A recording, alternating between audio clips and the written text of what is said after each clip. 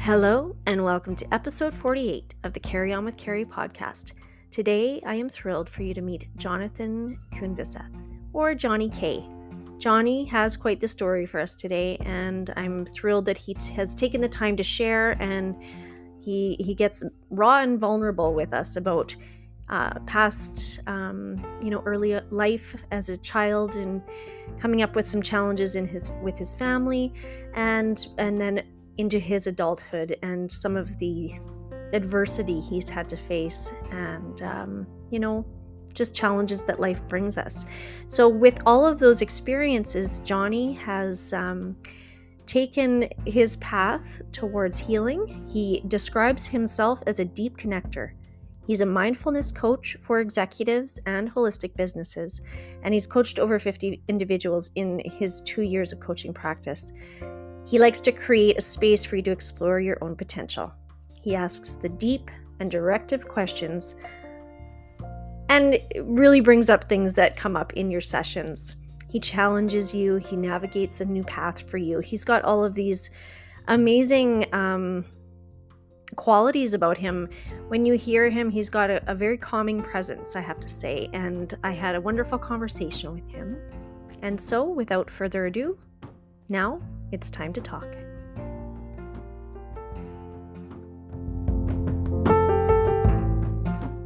Welcome to the show, Johnny. How are you today? I'm great. I'm so honored to be here. Thank you for having me. We, kind of going through some of your history, you've had quite the past. I'd love for you to share a little bit. Now you're into coaching, and life coach. And I'm just wondering, what led you to this? And can you just let us know a little bit about yourself? Sure. I always feel, because as maybe you'll uncover in the podcast, but just how it comes off very authoritative. It almost seems too strong. But I asked some clients and they like it. So I don't know. But I always, who am I to say I'm an authority on life or something, right?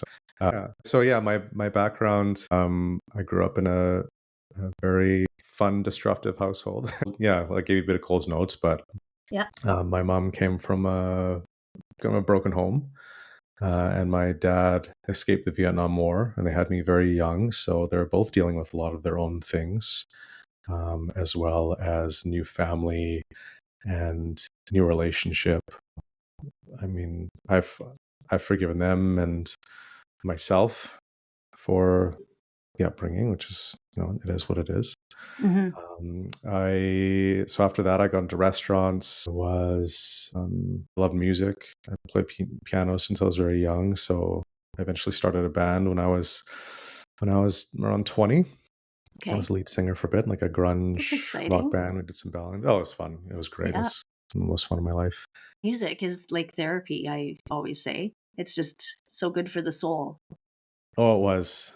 Yeah. I went on the piano without my parents asking me. Like, it was the only place where they weren't allowed to bother me. My brothers and sisters weren't allowed to bother me, so that's where I spent most of my time. And that's, I didn't have a voice when I was younger, so that was my way of expressing my emotions and pain and anger and all my just got everything out on there. Mm-hmm. Um, Yeah, and yeah, that's kind of interesting you saying that, especially as a male. You were experiencing this neglect or abuse, and you know, to have that outlet, I guess, somewhere where you could channel all your energy. That must have been, yeah, a very safe place for you. Like you must have felt safe compared to what was going on around you. yeah, it was kind of like my little safe haven in the jungle kind of thing. That's how I felt. And yeah, you brought up a good point. I think that's very important. I've always been very in tune with my emotions and introspective with my thoughts.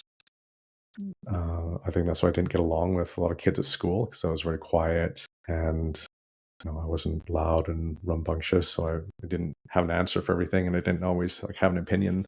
But when I was on the piano, I was able to have that outlet.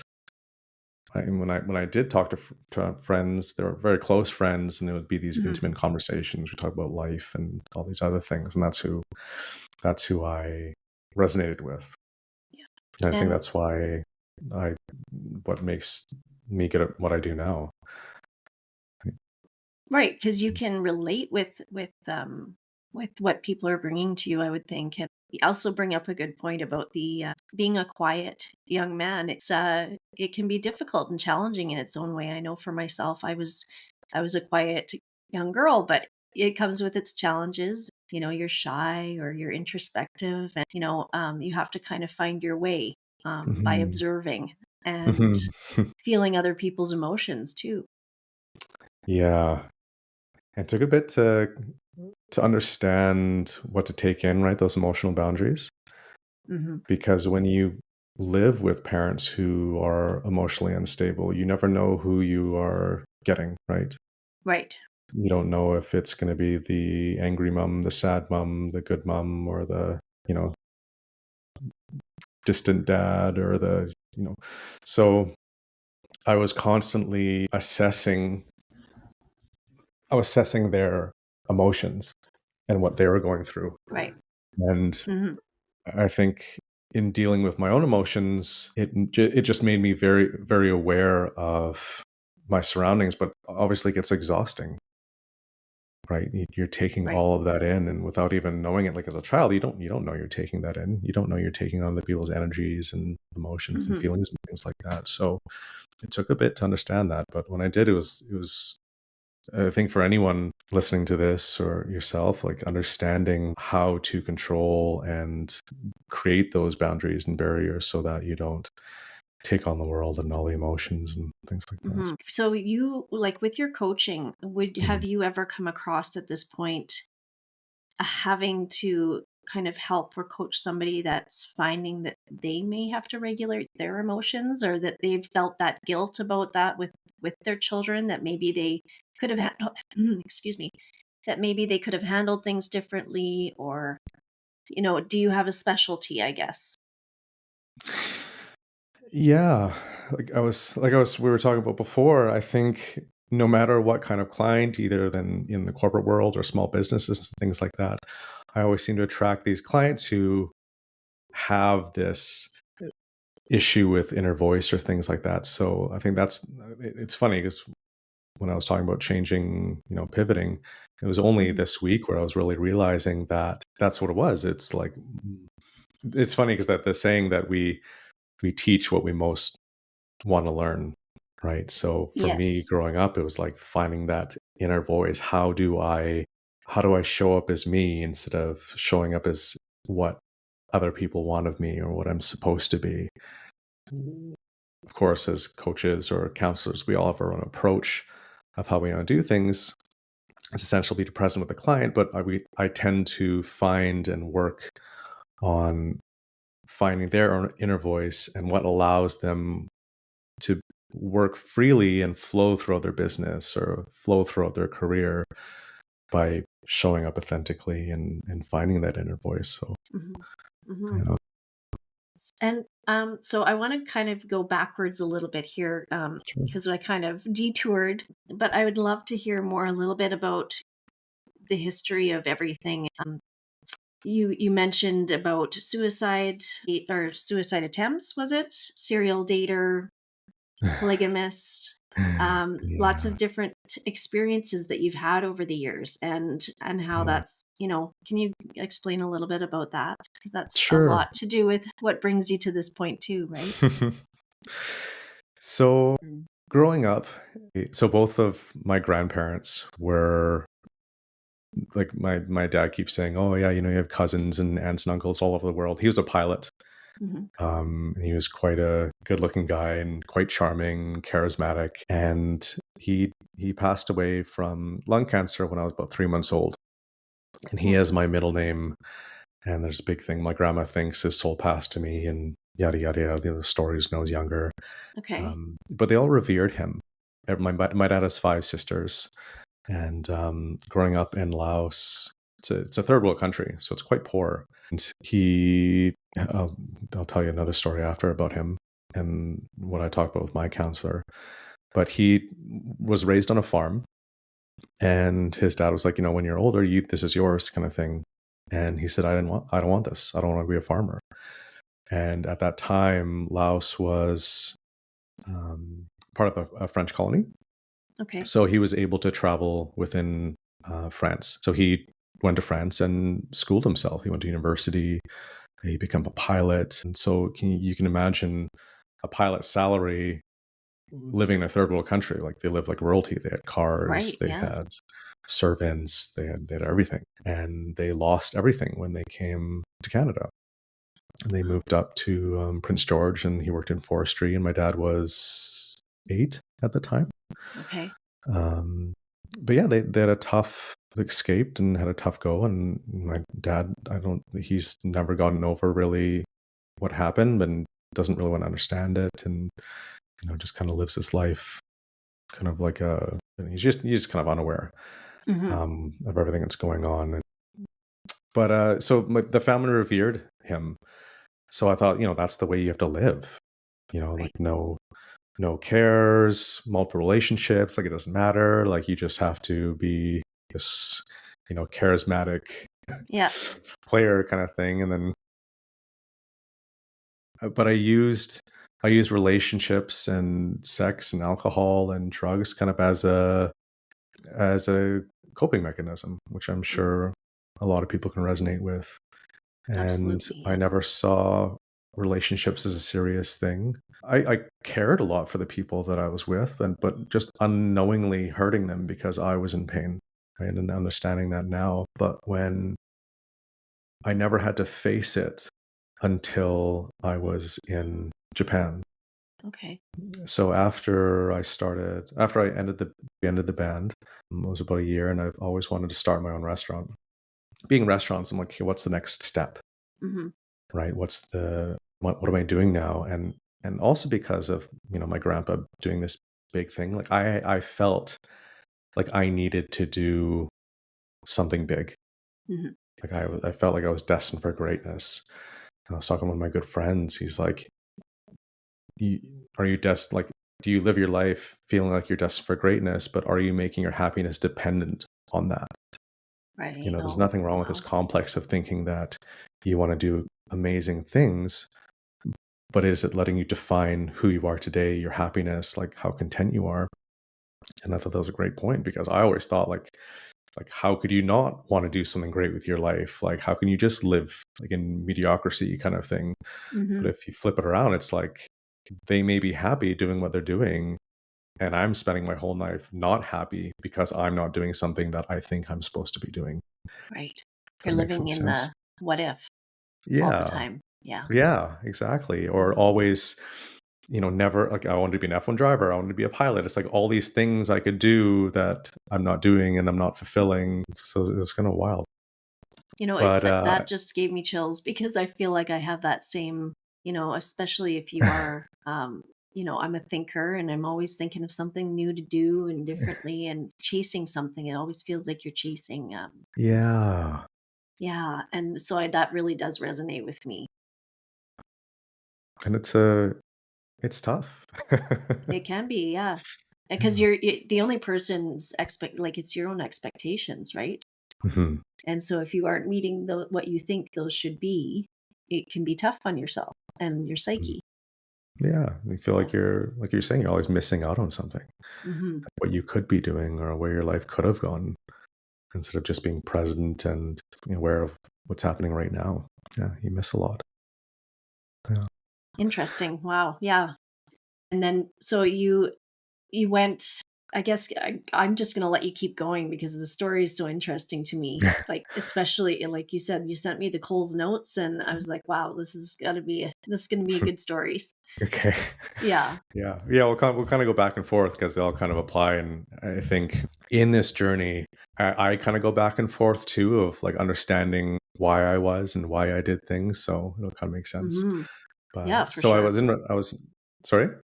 Yeah, I was just saying, yeah, for Yeah. sure. Like you Yeah. kind of do. You go like you look 10 years down the road, and you think after something happens, okay, well that's why that happened, and then you can Yeah. relate it to something that's happening now. And you kind of go back and forth. That's life, right? Yeah. Yeah. And I think that's one of the biggest reasons why I didn't go to therapy for the longest time, because I was so ashamed and guilt of what happened in my life that I didn't want to have an excuse. That's Hmm. how I looked at it. It's like if I went to therapy, it's like I had an excuse for what I did, and they just reframed it to make it okay, but it was not that at all. Right. Obviously. Yeah. But that's what we tell ourselves, and Yeah.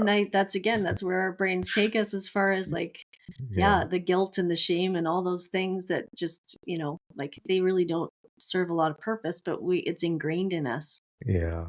Yeah. Especially because, like, I grew up with that, right? Like, I was Hmm. constantly shamed for things or felt guilty about things that I had no control over or who I was. So, Right. Yeah. um, So it was something, yeah, it was your coping mechanism. yeah. Yeah. So I met a girl when I was working in Vancouver. She was Japanese, and we started a relationship. And we got talking, and I was talking about my dreams and aspirations, and she said, like, yeah, it's actually quite cheaper in Japan. She was actually planning to get a PR and live in Vancouver, and I don't know, I always wanted to start a restaurant somewhere. I was like, so why don't we start it in Japan then? The barrier of That's entry is quite exciting. low, and it's very exciting. New country, you know, her parents are going to give us some money to start up, and I just it was such a amazing opportunity. And we I landed in Japan, and I don't remember a time that I was excited to be there. Okay. I think the initial when we were landing, and Hmm. it was a new experience. I loved the new experience, but what I mean by I wasn't excited to be there, it wasn't like, "Oh my god, this is amazing. We're doing something great." I was in work mode. Okay. Like I was, okay, let's get the plan with the ingredients, like all the supplies, the supplier, menu creation, where's the location? Like I was like hyper focused. Right. And a lot of artists, musicians, famous entrepreneurs, it's almost essential sometimes to have that. Yeah. But To stay focused and to get yeah, it. Yeah. Yeah. so that was my mindset coming into it, Hmm. which was great. But I wasn't able to relax, and I only learned that later. But my first, like, I wanted to get a Michelin star. Like I was just so driven for this thing because I'm going to make this amazing, right? This was my chance to prove who I was Hmm. and my lineage and my destiny to do something great. And a lot of, like, I did have fun. I'm not going to say like it was all serious, but like it really affected my relationship. For 2 years we were slow, and I was doing, we were doing the marketing, I was doing all the menu creation, trying to network with people and get it going. Hmm. And I did have a lot of fun with it. And there are times that, obviously I enjoyed being in Japan, but I was not present. I was not present with the relationship. Like we weren't even dating, I think, a year before we decided this. Right. Like we weren't married or anything. But it was a good relationship. Like it was a very easy relationship.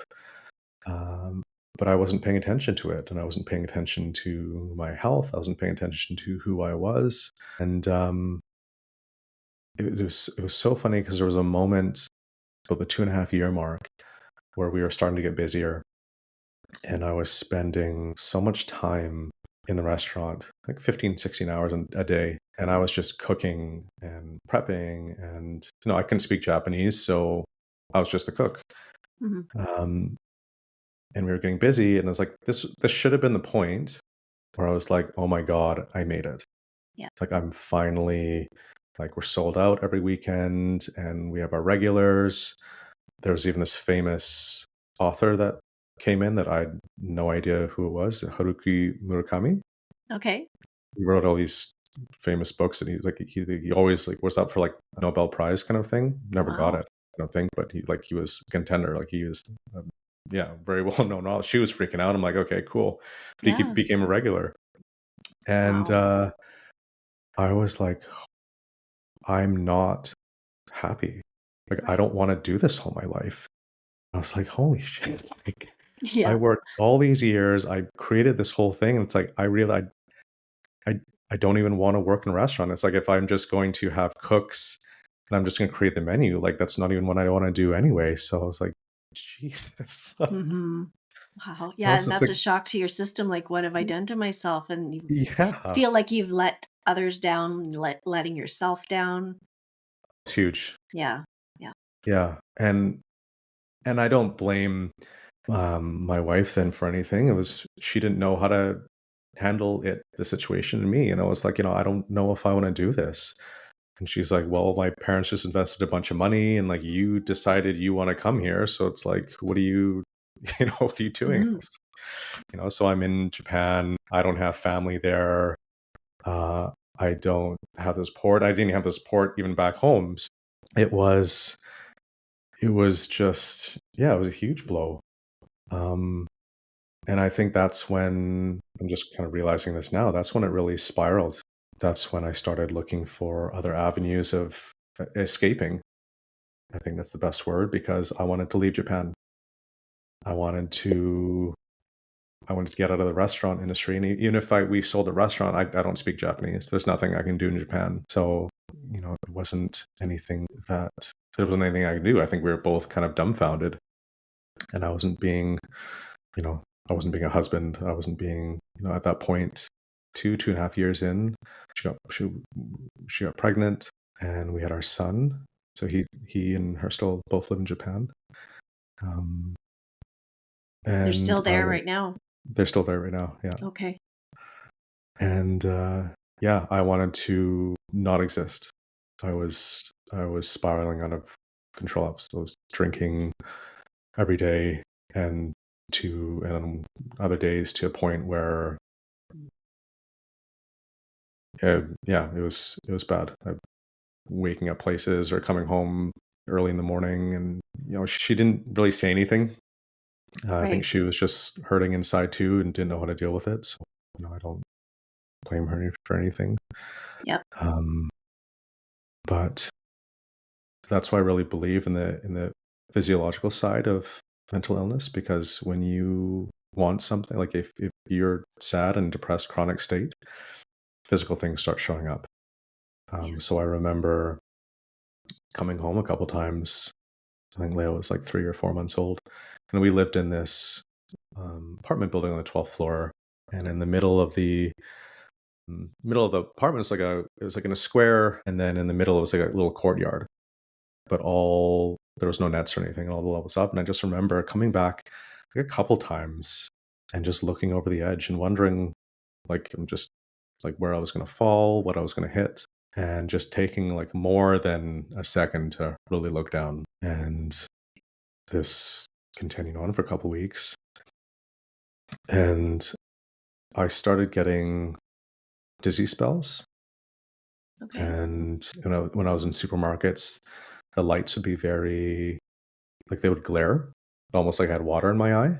And I was wondering what it's from. And so I got my eyes checked, and they said it wasn't your eyes, it's your brain. Oh, And I was like, okay, that's weird. So because it's Japan, I was it was about 3 p.m. or something like that when I was at the optometrist. And then, like, I don't think that you can get an MRI today, but you can probably get one tomorrow. So I was like, okay, great. right. Yeah. It's like, sweet. And so, yeah, I called. They're like, yeah, we can't get you in today, but you can do first thing in the morning. So 9 a.m., literally, I got an MRI of my brain, $25. Wow. Yeah. Yeah. And I remember walking into the room.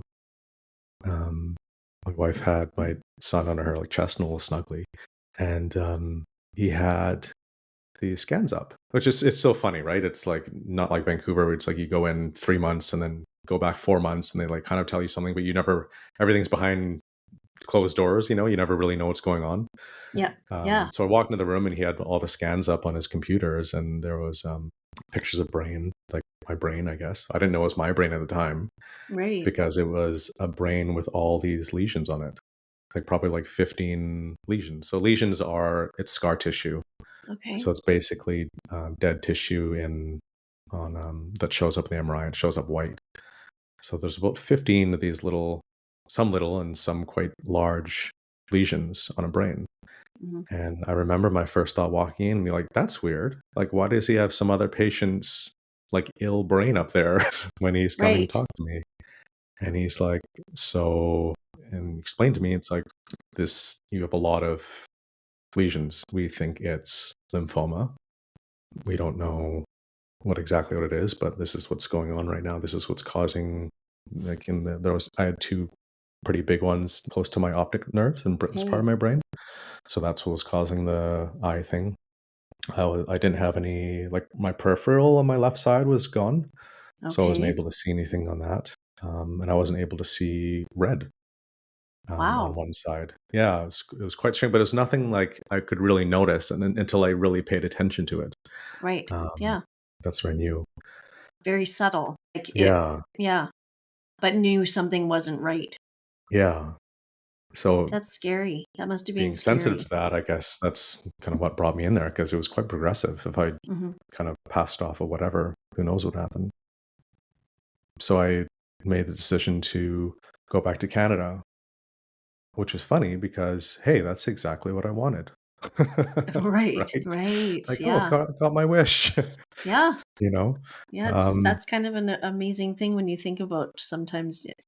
Do you think back on that and think, huh, okay, well, that's what brought me back to Canada. That's what I a- wanted. absolutely. Yeah. And it's a big thing, and we'll talk about it more, but, the whole manifesting thing and setting your intentions, it's like, it works both ways. Right. And it's scary for a lot of people understanding that, you can manifest because you're ultimately responsible for the outcome. Right. And that's kind of where the saying, be careful what you wish for, you Yeah, know, or be very specific about it. right. Yeah, exactly. Yeah, But yeah. sometimes that's just I mean, I think that's the fascinating, the fact that you can look back and realize that all of that kind of tied together. A lot of Mhm. people, I wonder how many people do actually go back on things that way and realize, okay, this is why. And I think it's essential. I don't think you should there's no point in ruminating. Hmm. Like, there's no point of living in the past. No. But when you start when you're consistent in therapy and you start making these aha moments, you're able to go back in time and reframe those things. So it actually frees you. So if anyone's on the fence about therapy or coaching or getting help and just talking to someone about it, I highly recommend it because it's Hmm. so soul freeing to understand the not the excuses but the reasonings, right? And It that could you're give you not some abnormal. perspective. It's very like, when you start talking to somebody who does talk to a lot of different people, you start to realize you're not alone. That perhaps your what's happened to you is like it's horrible in itself for you. It like so many people are going through similar situations or uh, similar pains, and even just their responses. Like if you're ashamed of something that you've done in the past, the acknowledgement that you're not the only one, Yeah. And and what's so you're funny? still a good person. Yeah. Yeah. That's a tough one. It's a tough one. It is. Yes. Yeah. It's funny you say that, the similar things, because I was supposed to, when I found out, I was supposed to hang out with one of my friends. We're gonna go for a drink, and he's such a great guy. And I'm like, can't, I can't go tonight. I'm actually leaving to Canada. Something came up, and he was like, okay, that's weird. Mm. And then when I finally made the post when I was back in Canada, like told my friends, like, this is what happened. I made a really good connection with a lot of expats in Japan. Hmm. Expats are like foreigners and people who came to Japan to live from other Okay. countries. It was just amazing because everyone had an amazing story about why they were there. Right in Vancouver, it's like no one really wants to talk to each other, and everyone kind of does their own thing and doesn't really get connected. But there, it was just like everyone had a story, everyone had a reason, and there were these passionate people who like to travel Right. and experience life. So it was really cool. But when I finally made my post and said, like, this is what I'm in the hospital and they're trying to figure out what's wrong with me, kind of thing. They think it's lymphoma. The guy that I was supposed to go to meet up with had lymphoma, like, Oh, no way. Wow. and recovered from it. He had it in his lungs, and it was just he talked me through like what he experienced, and he's like, oh man, like I'm almost like I wish we met up now. Like I didn't know that because I didn't want to burden anyone, right? I didn't want to be like, oh, I have this. Like I didn't want the whole song and dance kind of thing. Mm-hmm. But he's like, dude, yeah, I had that 4 years ago. Like I was losing weight and wondering what's going on, and then got treated and everything was fine. But yeah, it's just Yeah, kind of you funny just when you never said you know what don't. other people are going through. Yeah, you never know. What's their story, But yeah, so when you know? I got back to Vancouver, so my wife had to basically sell the restaurant, sell everything in it with a 4-year-old or 4-month-old child. And my friends helped out, which was nice. And she moved all the stuff to Vancouver. And as I was being treated, they came a couple months after, but I was treated for something called ADEM. So they cleared that it Okay. wasn't cancer. I didn't feel sick. I wasn't losing weight. It was just the symptoms of my eye and the like kind of faint spells. Also, if just putting it out there, if you feel like you should be in the hospital, push Yeah. yourself to go to the hospital because you never know what could be under the skin and it's showing up. Like if you have this instinct that you should go there, go there. I went to the Go. doctors and I said, like, this is what's going on. These are my MRI scans. I need to see a neurologist. And this is a doctor I Right. knew for years too. Like she was my pediatrician. And she's like, okay, I'll put the requisition in. She put the requisition in. And I was like, okay, I'm not like, it was like 2 days. I'm like, I'm not waiting for this. Like my symptoms they're not getting worse, but I know they're not going to get better. And like, Mm. I have lesions in my brain. Like I'm not going to sit around and do nothing. So I went to the hospital, said I was having dizzy spells and felt like vomiting. I pushed it a bit, Yeah. but they admitted me and they saw my scans. Like, yeah, obviously there's something wrong. Did 2 weeks. They didn't really know what it was. And they finally treated me with something called ADEM, which is it stands for acute disseminated encephalomyelitis. So it basically an autoimmune disease that mimicked the functions of my brain so that my body was just attacking my brain. Oh, Yeah. that's Um, it was terrifying. it was quite progressive. And it's funny when I talk about it now, or even when I was talking about it then, it didn't bother me. Mhm. Like if someone said that to me, I'd be like, "Holy shit!" Like Yeah. that sounds really scary. But I never felt it as scary for some reason. Like I knew that I was going to come out of it, Okay. and it was just a 5-day treatment of IV steroids.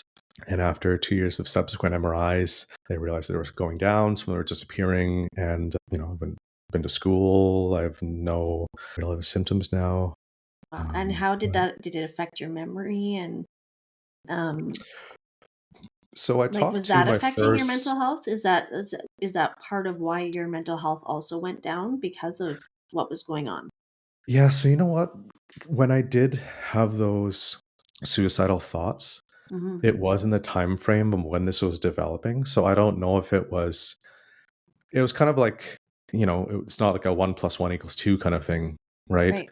Mhm. I wasn't happy, so I was feeling this way. So I could have contracted a disease that also made me feel worse and gave me suicidal tendencies and, all these other things.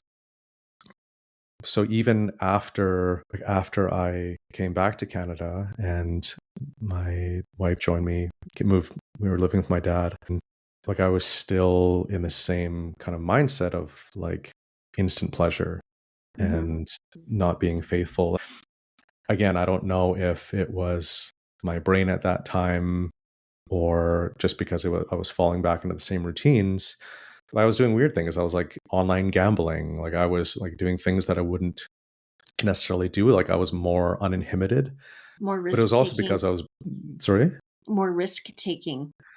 Yeah, and just doing things that would a bit out of character. But I was Mhm. also trying to escape there because I was living with my dad. He's very unsupportive, and um, my wife didn't know. Like she just came and just started living with family too, so she like didn't know the dynamic. Yeah. But I also felt like no one was supporting me there either. Like I was paying rent and kind of just getting off my steroids, so I was like sweating all the time, and I didn't have a direction of where I was going in life, so I felt lost. It was almost like the same thing as being back in Japan kind of thing. Yeah. And then so it came to a point where, Well, and the common um, thing is it's yourself going with you everywhere you go, yeah, right? Do you find like, I think that too, like to move somewhere else that like you said, you're kind of that dream and but you're still with you. I'm still with me, and I was still in the same environment. Hmm. I think that's a huge. Well, I know it's a huge factor because you can completely change your life. You can say all the affirmations you want. Hmm. You can change your diet.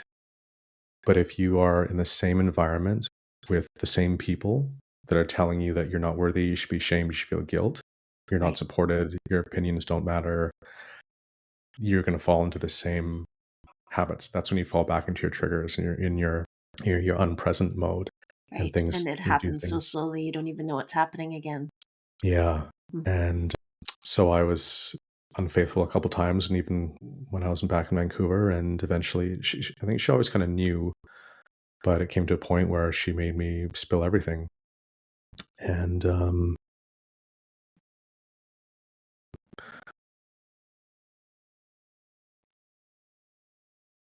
I think I knew that I was hurting her and it wasn't her fault. Mhm. So I pushed for I'm the one who pushed for the divorce. And at that time she was visiting. Well, she found out, and then a couple months just kind of not talking about it, pushing it under the rug. And then she went to go visit her family in Japan. And I just said, I don't think that we should do this. Right. Like, I don't want to be in a relationship where I'm not my best self. We can't work this out. And knowing how I grew up in the environment that I did, I didn't want to put my son through that. Right. And and I think it's better if we just, I obviously still want to be in his life, but we should. I don't think this is working. Hmm. I don't want him to be a part of this. And then so COVID hit, Hmm. and they were stuck in Japan. So we weren't really able to finalize anything. And then I didn't see him for 3 years. We talked and things like that, but it's hard to Hmm. talk to a 1-year-old Yeah. over Yeah. over Messenger or whatever. Hmm. Um, but yeah, That's tough. it was the Wow. first time I had to deal with it Right. You had because to it was sit in it yourself. Yeah. yeah, other times it was like whatever relationships, I just go on to the next one, don't have to think about it, don't have to think why. But yeah, if I wanted to see my son, I had to really dig into what went wrong. Hmm. And so, um, first of all, that's like, if you think about that, you know, probably judgment from other people about a decision like that. But also the self care and the love that you are actually giving to your son and your wife at the time that you really realized, okay, it's not a healthy thing to be around me right now. Yeah. And that was a sacrifice, I'm sure, in itself. Yeah, my dad and I don't talk to this day kind of because of it. Okay. Right. Yeah. Because you separated. Oh yeah, it's a huge thing in Asian culture for to separate and Hmm. divorce, even though he's divorced. Okay. Um, he was just so angry at me, and he wanted me to go back and apologize to her parents, and Oh, wow. Okay. but yeah, it was huge.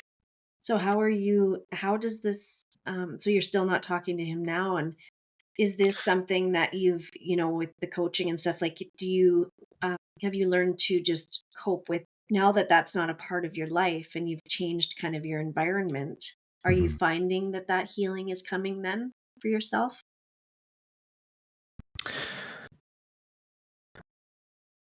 If it's okay to ask you that. No, I absolutely, yeah. I'm Yeah, just yeah. obviously it's it's painful not to see him. It's just because it's it's quite complex. I bet. Because my Yeah. dad is semi-retired. Okay. So okay, so let me try to explain this. So I grew up in the life in the childhood that I did, Mhm.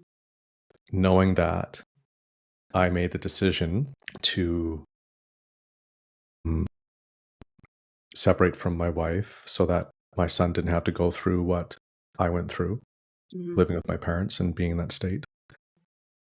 Dad and I didn't really get like, see eye to eye or get along anyway, but then he just, he has a lot of unresolved anger, so he just needs somewhere to direct it. But obviously, he was very angry at me when we separated and didn't understand why. I was just the guy who cheated on my wife. Right. And he's semi retired and he travels to Japan 3 to 4 months a year and gets to see my son. Oh, okay. Wow. So, like, zero boundaries. Yeah. So, so I'm doing the work, I'm doing the healing, Mhm. but the one thing, and even my mom goes there too, and I haven't talked to her in like even longer. They both go there, which is weird because they divorced and they were a horrible couple, but they go together and see my son. So it's just like Isn't life funny, hey? I'm healing and I'm doing the Yeah. work, but for some reason, it's Yeah. just like I can't. It seems like sometimes I just can't escape it. Like I have to deal with it, and the universe does that, right? It'll Yes, it keep does. showing you something. It'll keep putting something in your face until you learn it. It wants you to learn this. Mhm. So I think that's the biggest thing with, um, I'm able to bounce back faster now and deal with it better and have the better tools. When, even when I'm coaching, and that's when I bring up these stories and tell people, like, yeah, it freaking sucks, Yeah. but But that it, relatability to people that you're working with, I think that that speaks volumes, and the fact that you are open and you do tell your story, because that's ultimately we all want to feel like we relate in some way. Mhm. Hmm. Oh So yeah, it does help a lot. yeah. Yeah. So you are going through right now. Are you?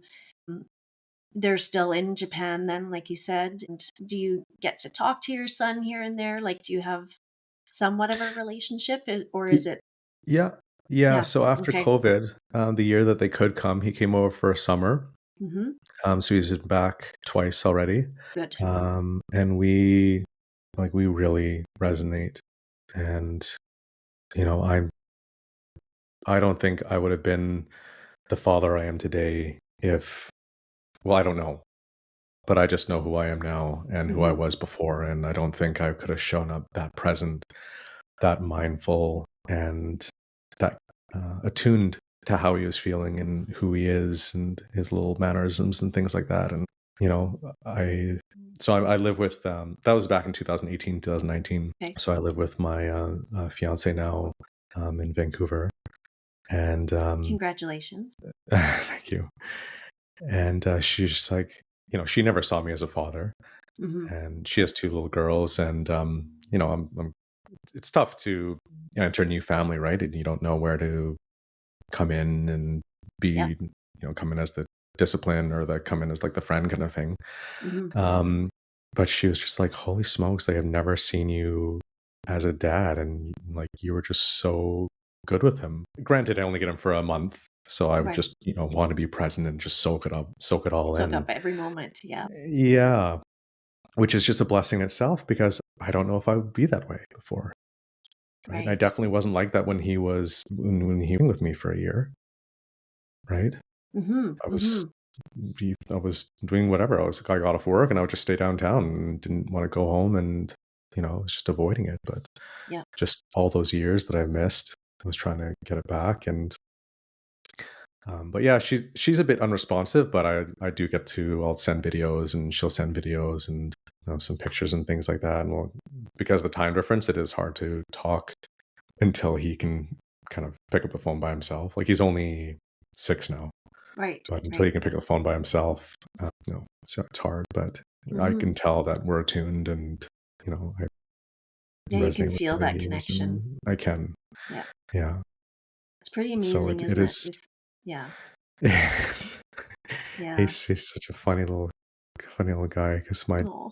my dad's over there watching a hockey game, and I guess he's supposed to pick him up, and after the hockey game, and I can hear it's like, when's Gigi coming to pick me up, or when's Gigi coming? And she's like, oh, he's watching hockey right now, and he kind of looks at her. He goes, that doesn't sound so important. That was my life growing up. He just like watched hockey and went to work, and I'm like, Right. you're right. That's not important. I was just like laughing, but From the mouths of babes. it's just so Yeah. funny. But Aw. yeah, he's a funny little human. But yeah, he's coming again this summer, and he's able to travel by himself right now on the plane. But I don't know if he's going to. But Mhm. yeah, I don't know if I'd be present like I am now, and the father that I am showing up to be. And I've done so much work Yeah. over the past 6 years, and my partner is very supportive of me and him, and um, obviously it's understanding the difficulty of it. Yes. Yeah. Well, and the complexities of relationships that you do have throughout your life, and even just to understand, why did you have the father you had and the connection, you speak of the connection with your son. Perhaps if there wasn't that disconnect with your dad, you wouldn't know what the need for connection was and the true feeling of it with your son and how to connect with him. Um, Huge. yeah, and I mean, I, Yeah. I think that sometimes we overcorrect, but if you're in the middle of healing, like I know I've done this myself with my kids, I find, are you okay? Is everything okay? And from a mom's Mhm. perspective, I want to make sure they're fine. But yeah, the overcorrection of it too, like just Yeah. be. In the Yeah. end, we just need them. They need, they want to be seen and heard. And Yeah. yeah. And I came to a really revelation, and it was almost like bittersweet because I was, my father having no boundaries, going over there and hang out with him because he told my partner that, well, Leo needs a father figure, like right in front of me, but totally not as like a malicious thing, just like, well, he needs a father figure. Like, of course I'm going to go over there. It's just like, well, who in the right mind, like, just so Ye- unaware, right, of other people's Yes. emotions and things like that. Yeah. Um, but there's two really painful revelations that I came up with. It's like, one, I can't control whether or not I have a relationship with my son. I'm just Hmm. going to do whatever I can. If he has a better relationship with my father than me, then I have to accept that. Right. I can't be angry about it, but that's like my first emotion, right? To be really pissed off about, if he was closer to my dad than me, because Right. it's obviously not the role model or kind of emotional intelligence and regulation that I want him to be susceptible to, Right. right? But he didn't have me. Now, do you I, think I your mean, I dad, didn't have someone like me when I was growing up, right? So do you right? think from your dad's perspective, do you think that he has learned a little bit and maybe this is his way of, I hate saying the word do-over, but giving back a little bit more of the things that maybe he looks back and thinks, why wasn't I there? Why wasn't I present? Or I wished I'd done this. Uh, I want to say yes. Hmm. Yeah, I yeah, would be more at peace if if that was a possibility. I would feel better, but I don't think right. that's it. I think Okay, he just is super selfish and just loves being with his grandson because he feels like, that's his family, and he has the right, right right. to have his grandchild, right? Hmm. Yeah, and maybe it's nice to have like some kind of, I thought about that too, like almost like overcompensating, because he'll spend a bunch of money on him and go to Yeah, these places that he never went with me or did right. with us, because he always tried to. It was kind of like creation out of pressure, you Hmm. know, kind of thing. Right. So yeah. Yeah, it's and that's the thing. And sometimes you just have to come to like other people's experiences and their behavior isn't your own.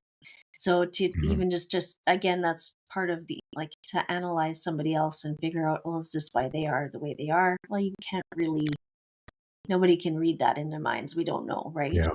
Yeah. Yeah. Because that causes us a lot of self-infliction, like Yeah. self-inflicted pain too, I think. Oh yeah, the amount of arguments I have in my head with him. Oh my Right? goodness. And I hope you win sometimes. I'm winning lately. I have been Okay, willing good, lately. Yeah, good. when I'm more calm and, Yeah. curious about the situation and letting him just yell, Right, So, right. but So, I'll tell you a story that'll bring it back yeah. to, like, so I had a good counselor, and when I was telling the story about my grandfather and how he left the farm, and knowing what she's known a little bit about me and my story and him, after I said, like, the life of my grandpa, like, he went to one of Muhammad Ali's fights, like, he was just, he drank with some of the best. He was an alcoholic, so he drank a Okay. lot and smoked. And then after I told the story, she paused for a long time, and she goes, "Wow, I wonder how much pain he must have been in to leave his family, to go to a different country to, like, school himself, like, what he was after escaping." Right. And I was like, "Holy shit, I've never thought of that. Yeah. Yeah. What was Never his thought of experience that." when he moved here? Yeah. Yeah. Why did he have to leave? Why didn't he wanna stay on the farm? What was his parents saying to him? Yeah. Did he go through similar feelings of, well, this is not what I want. I'm going to go Yeah. find a better life. I'm going to out west. Yeah. And then to come here and the challenges that he would have faced as, different race and, um, Yeah. Poor, or, completely different lifestyle, and then how my dad was raised because of it. yeah. Yeah. It's Yeah. wild. I know I often think that, like, I'd love to go back in time and see, like, where my grandma or my parents, like, what did they see when they were that age? What was going Yeah. through what did they go through? Mhm. Yeah. And I think we feel it on a subconscious level, right? Yeah, I was actually gonna ask you about that, the generational trauma. Do you believe in that kind of, um, like, it's ingrained in us? We've got the DNA, it's Yeah. Well, scientifically, we take 50% of our personality from our parents, and then 50% is from our nurture. So we oh, do take a lot from them genetically. right. Um, so it's in our genetics. Okay. I don't like I've trauma never heard is. it put that way. That's Oh, yeah. interesting. Okay, yeah, that Yeah. makes a lot of So sense. it's even in moms who have anxiety when they're pregnant and things like that. And um, yeah, it does. There are Trauma and studies that come out labor that it and all does come that, out in the they show. yep. Yeah. Yeah. So Mhm. it's definitely a thing that can be passed on. And maybe there's some gene that's just irritated, Right, and it just passes on, and until, it comes to a point where it comes to fruition, or like someone, breaking that generational trauma. And it's right. freaking, I don't know if I'm allowed to swear, but it's tough. It's okay to It's swear, yeah. really, it's It really is. tough. And it's every day. It's not just like it's go to therapy for 2 years and it's fixed. Like Mhm. it's still tough. It's still the same amount of pain. You just learn to bounce back faster. That's what I Yeah, I think realized. that's the thing is the resilience behind it. Yeah. How do you cope the coping mechanisms that you start to learn, when you go through all of this, and as long as you're open to changing and Hmm. evolving and taking in the lessons, um, yeah, it's how fast you start to bounce back compared to Hmm. what you used to. Yeah. Yeah. Hmm. And feel it. Like, really take the time to, don't dwell in it, but Right. don't suppress it. Hmm. Right? Like Allow be the yourself to go buffalo, through isn't them. that what it is? The buffalo analogy where you go into the storm, you feel it, Oh, is that then way? you I come out haven't heard that. stronger. I like that. I'm not a apparently, yeah, they just keep going through the storm, and when they get out the other side, it's clear again. Mm, So that's kind of, I've heard that analogy a few times from some really close people to me that I hadn't heard about. I hadn't heard that one till last year, and it really resonated with me, that one. Yeah, sit in it for a bit, yeah. but like you said, don't ruminate. So Yeah. that's where coaching, I guess I just want to coaching kind of, that's the difference I found for myself with therapy and coaching is, Mhm. um, you know, the moving forward, setting goals, having somebody kind of help you be accountable and also give you those coping mechanisms to, start a gratitude journal, to start realizing the things around you that you do have that are, um, you're grateful for, and Mhm. the wins in life instead of just the losses. Mhm. But is the difference between therapy and coaching, I guess. Yeah. I'll tell you a funny story. One of my clients, she's starting not starting, she's about a year into her, like, she's an esthetician. Hmm. And every time she talked about business, it was good and she had it on track until something was like kind of off and then something worried her. And then she would like spiral and then like rant about something. Uh-huh. And I was like, that's kind of funny. It's like there's a big shift in energy and the way she's talking. And then as I got deeper into, who she was and her family life, because it does, we do go into the past Yeah. and we do bring up the whys, but we just don't kind of stay there and fix it. It's like, okay, we're moving. It's almost like you're driving, like you're on a road trip, and Hmm. let's say you like pop a tire. It's okay, cool. Let's fix the tire and like let's keep going. It's not like, okay, why did the tire pop? It's like, it's like, Hmm. okay, cool. Like we found the problem. Now we can keep going. But she was talking about she told me about how her mom is like that. Like she's very worrisome and she always had like she would call and just like rant about something that she can't control and how she's worried about it. And that was the voice in her head. But that's what was coming up when she was running into these things in her business. So I would catch her and be like, and she's like, oh yeah, well I get these clients, but then, like, maybe like she canceled, but I don't know why she canceled. Then she started going on a rant, and I'm like, okay, hold on, who's talking right now? Yeah. Yeah. Right. Right. So I think the biggest value of a coach is if they can deeply understand you and who you are and your goals. Hmm. As soon as you go off track, there's someone there that is an unbiased, like they're not getting anything from your journey other than seeing you succeed, but they're not getting like any, they're not like invested, they don't get like a kickback, Yeah. but that's someone totally unbiased being like, wait, like, what are you doing right now? Like, is Yes. this who you are? Because in our first couple of sessions you said these are your values. Are you sticking to those same values now? Hmm. Right, so it's almost like you have like a personal check-in, Yeah. someone like your higher self. Like I become almost, okay, now I don't know why I thought this and it sounds grandeur, but it's almost like I'm a reminder of their higher self, Yeah. Yeah. to be like, Right. this is your person that you want to become. Like they're telling you, like, what are they telling you right now? Right. Yeah. Like, Yeah. what are your goals, and like when you talk about how to reach them, and Mhm. then that veering off track, and how easily we can be veered off track. You Yeah. kind of keep people. It's accountability, but I hate that word almost. Just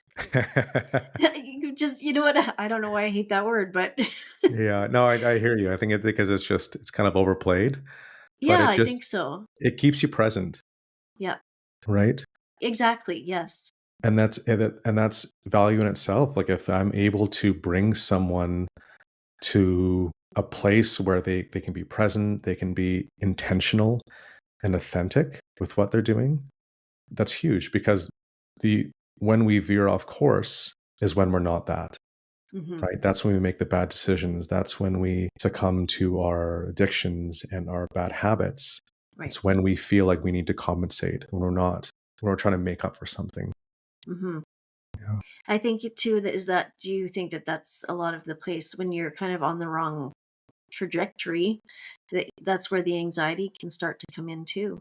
And absolutely. like you said, your body's way of telling you, hello, Yeah, um, this is not what you're supposed to be doing. So whether you yeah, get sick a lot, or your anxiety shows up again, and that, yeah, yeah, yeah.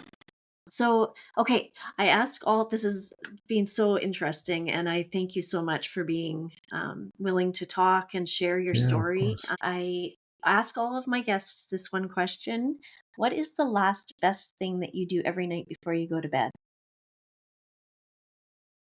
Oh, great question. Try to or do?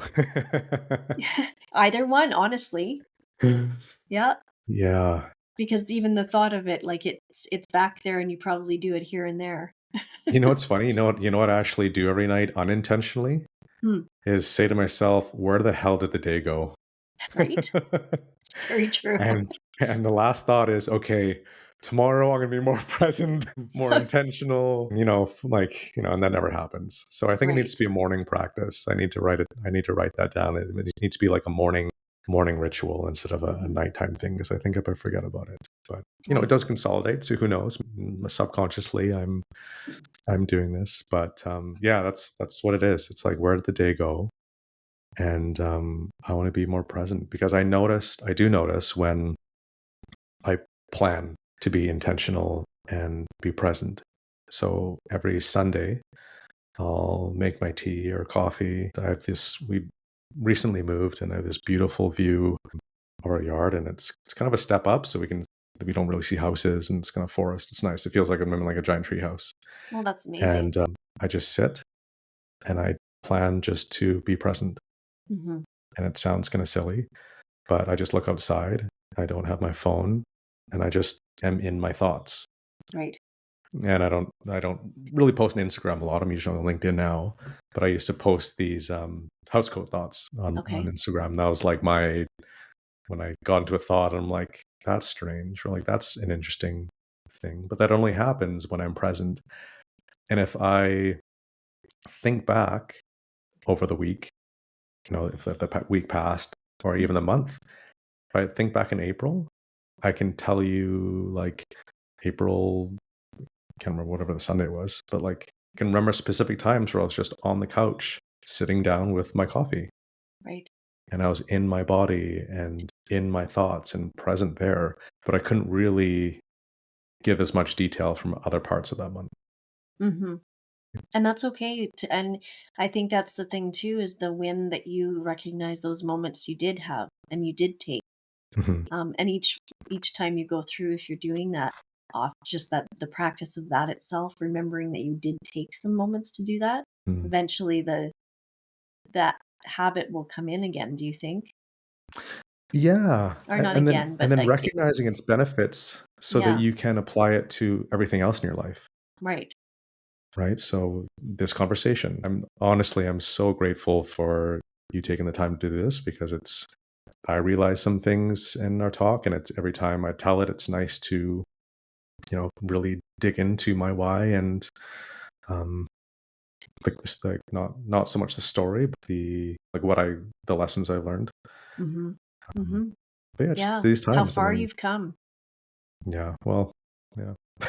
Yeah. I think that like you must feel, it, you have to feel proud over that. I think it's huge to get to a point where you do understand a lot of these things, getting into the training that you've had, and you know you've taken these lessons that were given to you and you've really applied them now, and you're helping other people with that. And I think that's amazing. It Yeah, says a lot about you and how far you've come. it is a practice being grateful. Yeah. I don't, Hmm. I try, Yeah. um, but but that I think the gratefulness comes in the form like, I don't feel good when I'm practicing gratefulness. It almost Right. just seems like a chore, but I feel so grateful for what I've learned, what I've had to endure and overcome when I coach people because I'm able to show up for them. I mean, if there's one thing, like I didn't have any expectation for what we were talking about in this Yeah. podcast, but if there's one thing, it's good that you remind me, that I wanted to say was your greatest achievements is on the other side of the fear that you have, Hmm. and the greatest moments are on the other side of your darkest moments. Right. Wow. I love that. Yeah, I didn't really know what we were going to be talking about either, and but that's what I like to do, and have an authentic conversation with someone means so much to me because I think it just, it's real. Um Yeah, I am very grateful to you for taking the time to share your story and to share where you're at. It of means a course. ton to me. Yeah. Thank you. Yeah, for sure. So, Yeah. I think that's like the perfect place for us to include. I guess I want everybody to know a little bit more about like how can we find you, and or is your coaching available? Do you coach online, distance coaching, all that kind of stuff? Yeah, I do distance when it's necessary, but I do prefer in person. I can look anywhere. We can go for walks, we can go for coffee. I love, going for lunches and things like that. That's just because I like eating. Yeah, yeah, But yeah, some of my best sessions have been just walks around parks, which is great. I yeah. one of my clients said I love these sessions because even though I feel stuck in my life, the fact that I'm walking forward makes me feel better because it feels like I'm Mhm. moving forward. I'm like, that's so cool. That is a good. So Wow. Yeah, yeah. I like Yeah, you that. can connect with me on LinkedIn. My name is kind of difficult, but I think if you search Johnny K Coach, or my full name is Jonathan Khounviseth, which is quite difficult, but Okay. um, maybe you can throw in the show notes or something. I don't have a website or anything. Right. um, or Instagram Dream with Johnny, which is a cool little intro because I post tons of my thoughts and coaching tips and things like that. Yeah, it's a good Um, page. I like. It's yeah, good watching you. Where? no, Yeah, thanks. yeah, for Yeah, you can sure. DM me on there, or I have a little link on my LinkedIn that you can book a weekend session. We can talk about. I usually do like a 6 month program. Okay.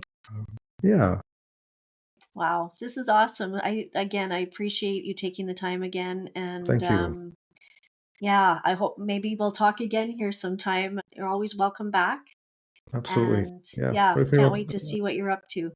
Yeah. I was gonna say if you want to go for coffee, because for some reason I thought you were local. I know, right? No, Yeah, I'm we yeah, both because did. you're yeah, It's I'm so funny. yeah, Edmonton region. Well, one day One it'll day you happen. never know. That's It'll right. happen. That's right. Well, Okay. thanks, Thank you so Johnny. much. Thank you. Okay. So You grateful. have a great weekend ahead. You as well. Okay. Thanks.